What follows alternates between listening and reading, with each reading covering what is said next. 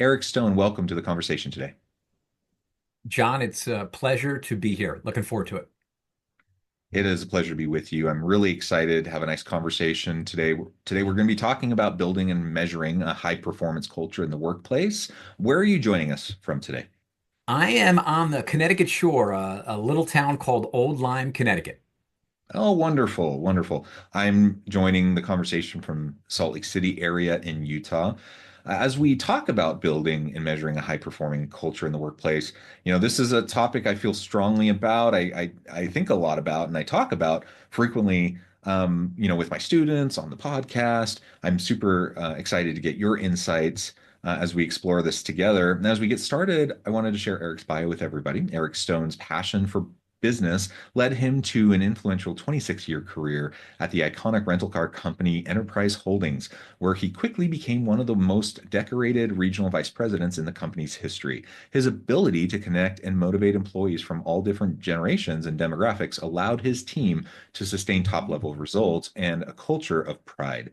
Eric attributes much of this success to his ability to create, ignite, and sustain a high performance culture, one that enabled him to lead his teams through challenges like 9/11, the Great Recession, the COVID-19 pandemic, and the Great Resignation, along with an extraordinary ability to adapt to the unexpected and help others to do the same.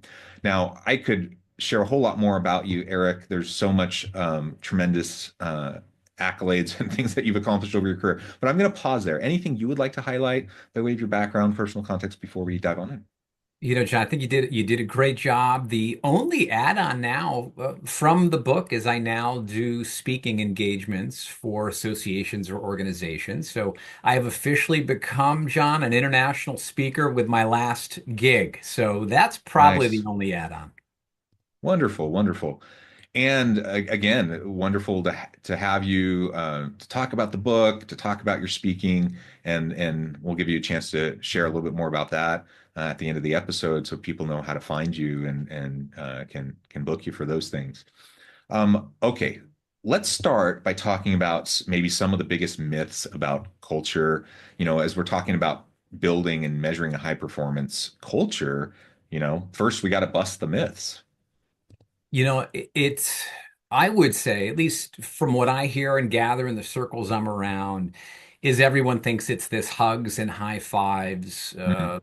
soft, philosophical, very abstract, built on, rousing speeches and charismatic leaders. And of course, there is Mm. components to that. But what I've found in my 30 plus years of experimenting and leading is it really comes down, culture becomes the catalyst to execution. So Mm. I think the myths are those. And one of the reasons I ended up wanting to write the book, there were many, but I wanted to really redefine from my viewpoint what workplace culture is all about. You can have empathy with accountability and you can lead with a high standard and high character. It's not Yeah. just one of. So, Yeah. No, I like that. And I agree. It's not just like the warm fuzzies, it's not just the woo-woo stuff, whatever, sometimes it gets characterized that way and it's a caricature. Certainly, yes, empathy, it's good. Certainly, you can have caring for each other. You can have a positive environment, where people want to show up. Those are all positive things. But we're not just talking about like all the feel good stuff. We're having a good, positive, healthy workplace culture can mean accountability. It can mean, making sure that people are accomplishing things. Having high performance is a part of a dynamic, healthy culture. Nobody wants to work at a place where nobody's doing their part, nobody's contributing. That's not a healthy place. So ultimately, having a good workplace, having a healthy culture, having a high performing organizational culture, it's about mutual accountability and trust. It's about people pulling their weight. It's about, people innovating and creating and doing cool things. That's the kind of place people want to be in. And they want to do it in a place where there's psychological safety, where they have an opportunity to contribute in meaningful, authentic ways. so on and so forth. And that doesn't just have to be like the woo-woo, warm fuzzy, whatever, caricature that sometimes it gets portrayed as. And it's not a dichotomy. It's not like either like cutthroat, hyper competitive. It's not either that or like we're just giving each other hugs all the time. Like you can have something somewhere in between where you're still productive, competitive, innovative, but also not screaming in each other's faces and like Yeah. whatever. Yeah, I one of my lines was it was interesting. The more I felt my team had an ability to be coached, trained, and developed, the more comfortable I felt to have those really difficult, challenging conversations and continuing to raise the standard. So right to what you're saying is, yeah, those special organizations do something a little bit different and they balance a little bit of the both. And you Yeah. go look at, whether it's a sports team or a great organization, and usually the great ones have a way to do that. Yeah, well, you mentioned sports. So let's talk for a minute about like one of the great examples of high performing teams, like the Chicago Bulls, going back way back in time, back to the 90, the three-peat 90s Chicago Bulls and Jordan and all of those great players. They were competitive, right? Jordan is known for being competitive, for getting in people's faces, for all of those types of things, right? And probably not the most pleasant person to be around all the time. Uh, but that wasn't the only dynamic there. So when you're talking about like some balance, when you're talking about give and take, you know, Phil Jackson was also known as kind of the Zen coach. He was known as the masterful one that could kind of bridge the egos and bring everyone together. And there were other members of the team that balanced Jordan's like hyper competitiveness and even Jordan, like everyone knew, even though he was like could get in people's faces and was hyper competitive, everyone knew that he was just about giving his all and he expected the same of others. And it was mutual accountability. He wasn't, holding someone to a standard that he wasn't holding himself to. And so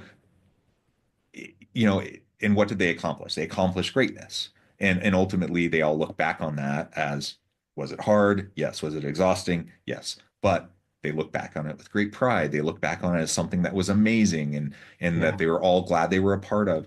And I think it's just an example of, yes, you can have a mix and it probably isn't going to look the same in every team, in every organization. And ultimately, it depends on the makeup. It depends on who the people Yeah. are. I could give you, it's a great example, and I'll share a quick story. I'm no Michael Jordan, unfortunately, but I try to be, I guess. And so, a quick story was when we would get someone promoted to the next level or to a neighboring operation, we would have a little bit of what we would call a roast. And the roast was a little Mm. fun way to have some fun and point things out and, you know, get people excited about wanting to get to that next level. Well, I was the person who got promoted. I was really hard on, and I had to be really hard on. And I certainly offered and tried to build strong relationships and clearly communicate your goals and expectations and provide the right material, equipment to be successful and to really know them personally and professionally and reward top performance. But I was tough and I needed to be. And it probably hurt our relationship slightly throughout. But when he gave his speech at the end, and he was in tears, and he said, Eric, I know you were tough on me, and I needed every bit of that toughness to be able to go where we ended up going together. I thank you for that. And so sometimes in the minute, it might not be perfect. And I think that's where that myth also comes from. It's not always going to be perfect. You will have some difficult conversations as long as they're well intended in providing and giving people that right direction. And so, similar to when they asked Will Purdue of the Bulls, who was just really a role player, he said, you know what? I look back, we needed every bit of what Michael Jordan was doing. Not on the court, I mean off the court, and the challenging every single day. So it goes in the workplace too.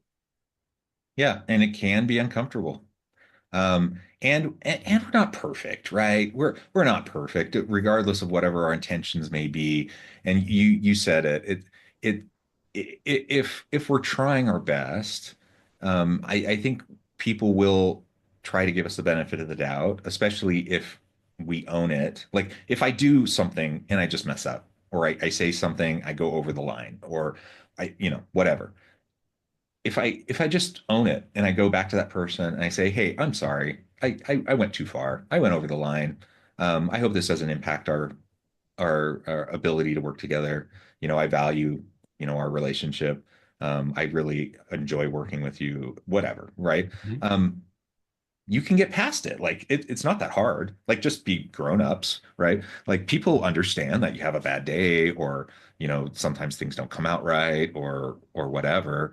And you really can get past it. So you don't have to like hold yourself to a standard of perfection either, because that's impossible. And you're gonna like wear yourself out, trying to be perfect when you can't. But ultimately, just an intention and a striving towards treating people with dignity and respect will go a really long way towards achieving, what we're trying to achieve, even though we know we're not always going to get there. Absolutely. Absolutely. Couldn't agree more. Yeah. Okay, so let's talk a little bit more about some of those unintentionally overlooked aspects, in our day-to-day decision making, that might impact the type of culture that we want. Sometimes this might be, in the office space, like face to face. Sometimes this might be in a hybrid or remote kind of setting. Leaders are trying to lead their teams, and they're making decisions each and every day. A lot of times we're putting out fires. A lot of times we're just in the daily grind of just trying to get stuff done or whatever. So we're making all these decisions.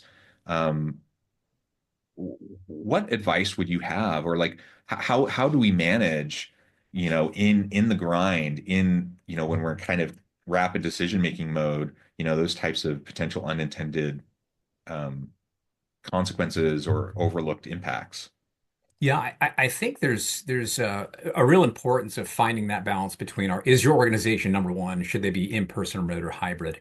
I think the first part really that goes to almost the unintended is however your organization decides to do this, whatever way you're going to manage the workplace. What I think is overlooked is actually the customer's experience. Mm, It is to say we are putting, and rightfully so, the employee experience first. And there's all this dialogue about we've got to be fair and firm with your employees, and geez, they need to be in the office. However you do it, it just can't affect the customer's experience. And those are the unintended things that I think we really got to focus on is I don't know if we're focusing on that as much. And I've seen just like with Gallup showing engagement being down, and when yeah. engagement's down, your business outcomes tend to go down and customer service. I don't know about your experiences, John, but I have not had an amazing run of great wow moments in business. And so, however you choose to do it, there are some standard practices. I actually listed a few of them when I was going over the roast example of if you're in person, remote, or hybrid, just make sure you have a channel to develop those relationships. What is the way? Is it a coffee talk? How are you trying to lather, rinse, repeat a consistent cadence where you at least start being present for your team and building that trust and support they need? When you're in, however you do it, are you clearly communicating those goals and expectations? It's much harder at home, in my opinion, to stay disciplined and focused. There's so many distractions. So, however you decide to do it, you just got to be clear with what the space at home needs to kind of look like. And the training, you still got to train, even if you're in Minnesota, but your corporate headquarters is in Oklahoma. You still have to find ways within the typical month to produce some of those opportunities for development. Because what people see in the training is some people are burnt out and some people are bored out. And you need to take that training and find a way to continually push people. And you still have to get to know people personally, professionally. You still have to find a way to develop relationships. You can still have me and you, John, have a meeting, and then the last 20 minutes of that meeting, you could have a financial planner who comes in and says, "Hey, we got a quick little thing about budgeting that's going to happen that helps you be better in person. Well, I should say at home or at the workplace." And so, I think the bigger unintended to the question is just don't let the customer experience be affected. Yeah. Well, I like the framing around the customer experience because there's so much talk about the employee experience, which is certainly important too. Um, a lot of times when we're talking about back to office mandates, I think mostly what's going on in the head of the executive is either sunk cost fallacy. They're like, we have all this office space that we have leased. We should be utilizing it, so force everyone to come back. That's kind of a dumb reason, if that's the only reason. um, or maybe it's a lack of trust. So I don't know what they're doing. I don't think they're working, so they all need to come back. That's a dumb reason to have people come back. That having a culture where you don't have trust for your employees, that's toxic. So that's a dumb reason. Sometimes it's a ploy to get people to quit because people don't want to come back. And so you're trying to prune out and get people to quit so you don't have to pay severance or whatever. That's kind of a gross reason. So there's negative reasons to do back to office mandates, but there's plenty of good reasons to do back to office mandates if it makes sense for the organization, for the work that you do, for the products and services you provide. And you just highlighted one of them. Like, does it make sense for the customer? Like, if Yeah. you put the customer hat on and you're trying to have a positive customer experience, and it makes all the sense in the world that in order to do that, you need to have people in the office, then by all means, call your people back to the office and explain that to them. Help them understand that so they don't just automatically go to those negative ones that I just mentioned, Yeah. because they may jump to those and just explain, no, no, no, no. That's not what we're doing here. We have your back. Like we trust you. We want to do right by you, but we also need to do right by our customers because they're why we're here.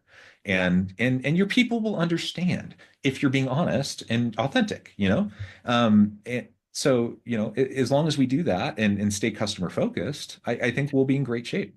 I think that's the key. Whatever you decide to do, just be authentic with it. It is okay to say we want people here. We think it builds a better chemistry. We think we can be more agile and flexible and bring people together versus trying to orchestrate meetings and meeting calls and emails and whatever your true reason is, stay to it. What I find, whether it's in sales, service, or running an organization, is people get off track of what the real reason is. And then all of a sudden it becomes this gossip of, I can't believe they're having us do this.